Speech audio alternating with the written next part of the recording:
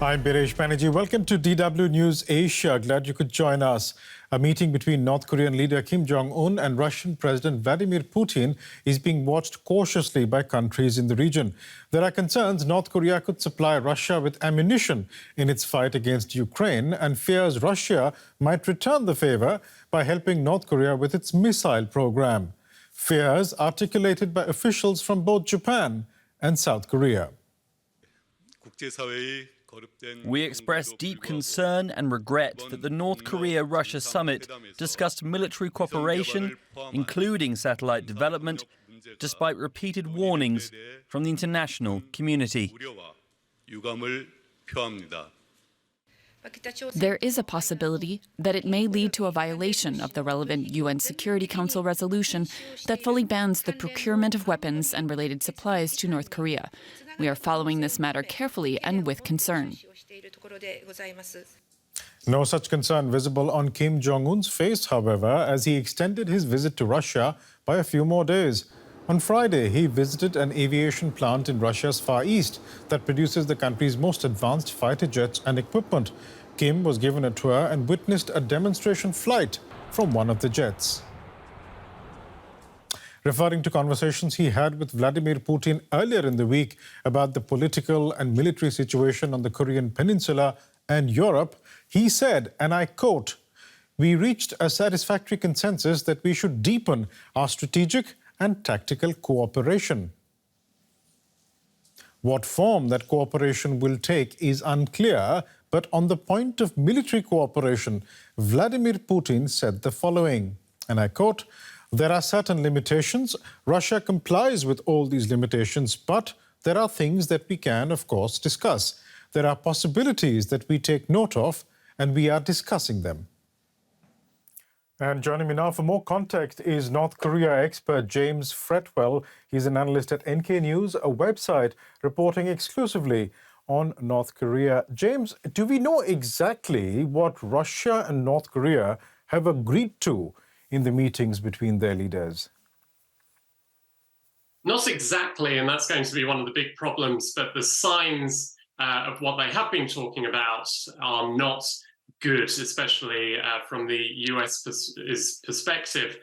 They've been discussing satellites, apparently. This is one of Kim Jong Un's big aims. He wants to launch a military satellite. He tried twice this year, but failed both times. Vladimir Putin said that he would help North Korea build satellites, and this is a big no-no for the US. This would go against UN Security Council sanctions, which, of course, Russia, as a permanent member of that council, signed on to itself.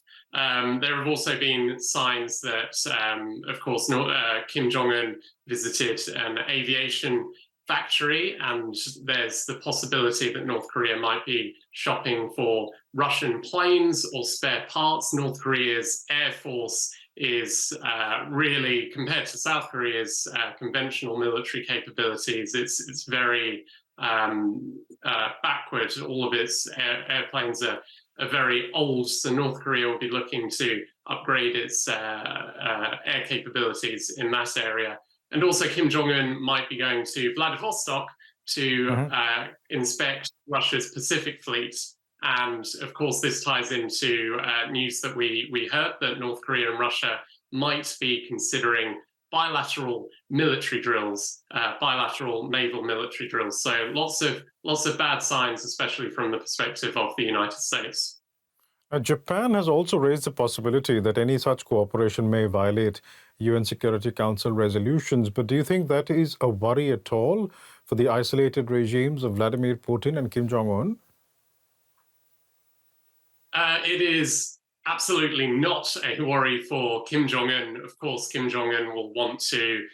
He's not a big fan of the sanctions, obviously, and everything he does, from launching missiles to all the prison camps that his country runs. All of that goes against many international laws. From the perspective of Russia, though, it's a little bit more complicated because Russia is a permanent member of the UN Security Council. And if it goes about violating resolutions that it signed onto, it does sort of weaken the legitimacy of the UN Security Council itself, right? So I think Russia will be, if it does decide to, help North Korea in violation of these resolutions, it will try and justify why it's doing it. It will look for new interpretations of the UN resolutions rather than violating them outright. Japan has already been seeing joint military patrols and exercises between China and Russia in the Sea of Japan as a result of their no limits partnership. What would cooperation between North Korea and Russia mean for Japan and, say, by extension, South Korea? I think North Korea and Russian military cooperation is very concerning if they start to move towards launching military satellites, for example, and working together perhaps on, weapons sales, and Kim Jong Un looking around the aviation factory, buying planes potentially. In terms of bilateral naval military drills, North Korea's navy is also very underdeveloped. Kim Jong Un is putting a lot of renewed interest into his navy. He recently launched a tactical nuclear attack submarine, but there's still a long way to go for North Korea's navy. Russia could help North Korea in that area.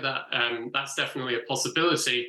But perhaps even bilateral military drills might actually be somewhat embarrassing for North Korea, because it's going to be quite clear how limited its naval capabilities are. But there's definitely room for North Korea to improve in that domain with Russia's help. I'd like to talk a bit about the role of China here, because China has maintained an uneasy but supportive relationship with Kim Jong Un's regime over the years. But how far will it go when it comes to supporting close ties between Moscow and Pyongyang? Sorry, this is from China's perspective?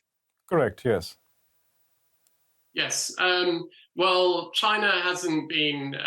Russia is in the spotlight at the moment, of course, because of its invasion of Ukraine. And since Russia invaded Ukraine, North Korea was one of the few countries that supported Russia following that invasion. And that's why ties have really blossomed over the past year or so.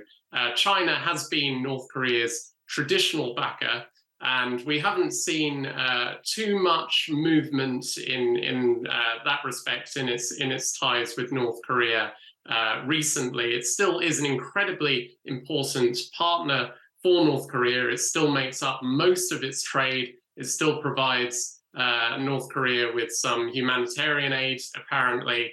I think it's going to be cautious when it comes to trilateral moves with Russia and North Korea, partly because it seems to be trying to improve its economy and trying to make deals with the US in that regard, and helping North Korea too overtly could damage China's chances in that area. Whereas from Russia's perspective, of course, it's already very internationally isolated because of the invasion of Ukraine. So it has less reason to care about what the US thinks about its cooperation with North Korea.